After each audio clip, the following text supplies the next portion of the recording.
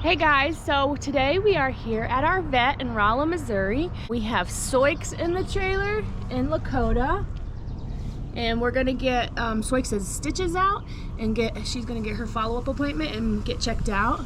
We're gonna see if she can breed again. There's baby Lakota. He is getting so big. Let's go to the other side to see if we can see him a little better. He's the biggest foal. How old do you think he is, Becca? Over 2 weeks? No, he was born like the 13th, and then this is the 1st of May, so just over 2 weeks. He is a big boy. Oh my goodness, you're just a big boy. Wait till he gets out of the trailer. You'll see how much he's grown. He has the eyeliner on his eyes. The dark eyes. Yeah, it's so pretty. You got a little cut on your nose, huh? He's just been out in the pasture playing lately, though. Haven't you? Hi, buddy. Okay, we're waiting for the vet. Once he gets out here, we'll take him in. Okay, we are getting them out. Huh? Do you need the baby halter? Yeah. Yeah. So just to catch everybody up who doesn't know the story on Soykes and Lakota. Soykes had Lakota about 2 weeks ago, like we said, and she was a maiden mare, which means she was a first-time mama, and she ended up tearing. Lakota came out just a little bit twisted where his head was to the side, making it a little bit harder for her to birth and push him out. And he was also a really big foal. So she ended up tearing. Well, not the worst tearing in the world, but she definitely needed stitches. And now we are back at the vet to get those stitches taken out. And then we also want to get the vet's opinion on when she will be able to breed back, because we're wanting to breed her to Oliver, which is going to be really exciting, but we want to make sure she's healed up enough and healthy enough. So we'll see what he says about that. And if everybody's wondering why JR's being so quiet in this video, he actually wasn't feeling very good this day. But our vet is very busy and booked far out, and we really didn't want to miss this appointment. Soykes needed those stitches out. We wanted to make sure everything was going okay, so we went ahead and went in, and JR insisted on coming, but he took it pretty easy, and me and Becca did most of the work so that he didn't overdo it. How can we? That looks good. That's what I thought. Cool. All right, let me get some suture scissors. That looks really good. It really looks like it's healed up nicely. Mm-hmm. So these are the non-absorbable, and then the darker blue is the absorbable. I utilized absorbable closer to the mucocutaneous junction just in case we needed them to absorb, but I think we can take them out. So Cool.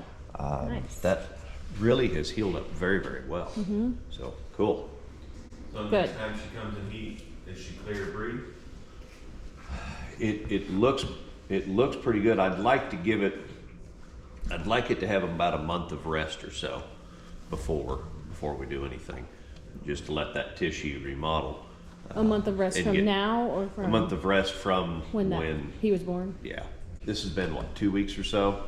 Okay. Mm-hmm. Yeah. So a little bit more. It'd be good to have probably another between 2 and 3 of rest. That'd give it a month of time. Yeah. Okay, so as long as it's a month from when you stitched it, we're good. Yeah. Okay. I think we should be okay. The tissues in that general area, especially tissues that are very close to the mucous membranes, they tend to heal quite rapidly. Mucous membranes especially heal really, really rapid. Kind of think about, you bite your cheek, you put a big old chunk in your cheek, and like 5 days later it's pretty much healed. It's just amazing how fast those tissues heal. Okay. This baby was 116 pounds when it was born. That's awful big. Yeah, for a foxtrotter, that's ridiculous. The next baby out of the same stallion was 82 pounds. It's all how the genes fall. Mm-hmm.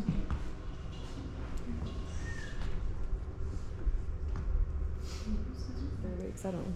Let's got it. Cool. I'm very happy with how it healed up. Good. It really looks very anatomically correct. So. Okay, everything checked out really good. Soykes is doing really well. So we're taking him home. So as soon as we can catch Soykes in season, we are going to breed her to Oliver and have a Clydesdale Foxtrotter cross. And Soykes, if you haven't seen, is our brown and white paint. So we're hoping with the chrome and everything that the Clydesdales show, that Soykes would throw a really pretty baby. Just be a neat experiment to try one. We'll raise it and train it to pull a wagon when it's 3 or 4 years old and ride. We'll be able to find it a good home, and it'll just be really fun to see what kind of babies Oliver can produce. Why? You could cheat and say 16 hands, but it's really 15 3 1/4, 15 3 1/2. He'll be 16 hands before we know it. Whoa, getting big. Anybody else measuring this horse would call him 16 hands already. But anyway, we've been checking her for over a month and haven't caught her in season yet. She's either got to not show much sign or got to be really close to coming in season. And we just missed her when we first started. I'm trying to think of the date, maybe May 12th when we started. I'm not sure. Checking her, so it's May 27th now, so she should be coming in a second time by now. Okay, so a lot of people will be concerned about breeding a Foxtrotter to a Clydesdale, thinking that the Clydesdale's much bigger. If you talk to a vet that's really in the know about breeding horses, which my vet is, he's worked at the University of Columbia in Missouri, or University of Missouri in Columbia, I guess I should say, and he's even seen a case where they had a donor mare with an embryo and they didn't have a surrogate mare ready. The only one that was cycling was a little Shetland pony. They put a full-size horse in that Shetland pony, so not even 50% Shetland pony, and the concept is called maternal constraint. And that foal was born small enough to be a Shetland and then grew to the size of a quarter horse after it was born. So this isn't true in all animals, but horses have a thing called maternal constraint. And I have an article here, and I'm going to read you kind of a little excerpt of this research paper. So it says, the concept of maternal constraint on fetal growth has a long history. Walton Hammond's classic paper reported the result of crossing large Shire horses. So a Shire is a breed a lot like a Clydesdale. I think they one derived from the other. They're both big feathered draft horses. So crossing large Shire horses with small Shetland ponies. They found that the offspring of the crosses delivered to Shire dams, so Shire mothers, draft mothers out of Shetland stallions, were heavier than the pure Shetland ponies. But below that, the pure Shire offspring, in contrast, that of the delivered to Shetland dams, was of the same weight at birth as Shetland purebred foals. Thus, the Shetland mother was able to down-regulate the in utero growth of her foal sired by the much larger sire horses. So this is you can just type in maternal constraint, but it was done over thousands of horses, and what they did is they bred all these Shetland mares to Shire horses, and then they bred Shire mares to Shetland stallions. The Shetland crosses out of draft mares were large. The Shire crosses out of Shetland mares were small at birth, but they grew to be the same size in the end. So maternal constraint is a thing in horses. A lot of farmers or people don't know about that because they pay so much attention to low birth weight cattle, because the bull has so much to do with the, you need one. The bull has so much to do with the size of a calf, but it's just not that way in horses at all. And you could also go off, like our stallion Bob just had 3 foals this year, or actually had 5, but on our farm, and the biggest one was 116. Which was Soykes'. And then the smallest, which was Happy, was out of Lucky, which 82. was out of, yeah. Which, yeah, Ozark is our smallest mare. She maybe weighs 800 pounds, and she had a 82-pound baby out of Bob. And Soykes is one of our biggest mares, and she had a 116-pound baby out of Bob. So I'm expecting, since her baby was 116 pounds this year out of our small stallion, I bet out of our big stallion here, Oliver, her baby next year will weigh 116 pounds. I'm even going to bet it will be smaller. I bet it'll be 112 pounds. That's my guess. Okay, so Oliver might be a daddy next year, but we're still waiting on Soykes to come in heat. We have a few shout outs and thank yous we'd like to do really quickly from folks sending gifts personally and then also from our Amazon wish list. What is it, Mary? Oh, it's a Horse Licks Original. Fran McAllister. Thank you, Fran. And then there's also, what is Fly that? spray. Kills and repels. Fly spray. Cool. Yay! Yay. Giant sticky sheets for flies. Oh, okay. Cool. I'm gonna catch all the flies on it. From Connie S. Awesome, thank you, And a Connie. head stall. Oh, cool. That's a good one. Yeah, this is a nice one. It fell. Yes, another trash can or a storage, bin. a feed bin. Yeah. These are awesome. We needed them. I'll show you really quick. I'm gonna set them up over here by all the feed, and we have the Maxi Glow in there, and the flies can't get it. We have horse treats in there, and then a couple more.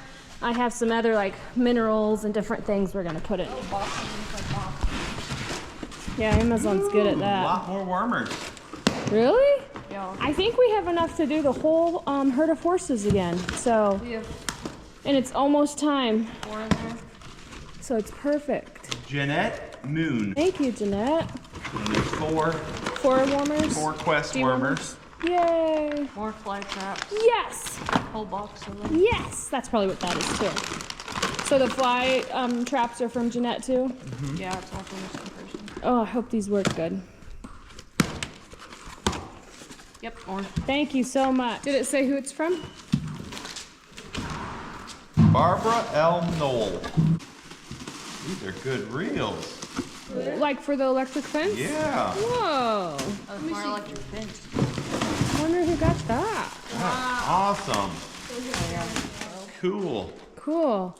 This is a right fence brand. That is awesome. Wow, whoever got that, thank you.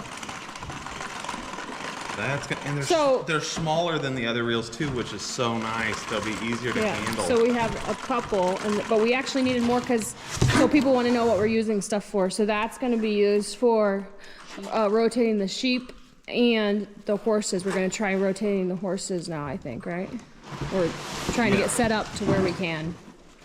Yes, another, not trash can, but feed bin. Yeah, this makes this. Yes, those are awesome. This makes Emery really happy. This makes me really happy. I would prefer the feed bins, but one popped out. JR likes me. the electric fence. This one popped. Thank you everyone for these gifts and for supporting our channel and our homestead and our horses. We really appreciate it. We're really excited for this future foal for Oliver to become a daddy, and we hope that you are too. And we will definitely be letting everyone know once some action takes place and a foal might be a possibility. Okay, so say goodbye, Oliver. Say see you next time.